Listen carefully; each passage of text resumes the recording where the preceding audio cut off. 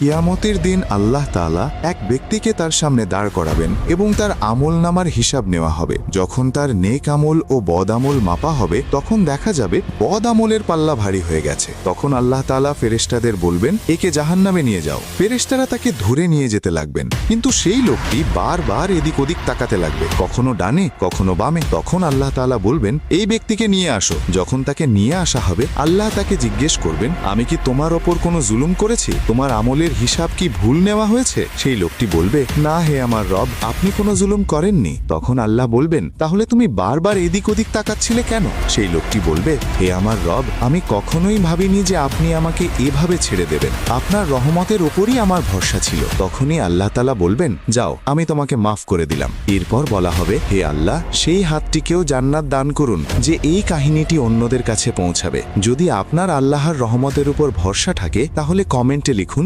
সুবহানাল্লাহ।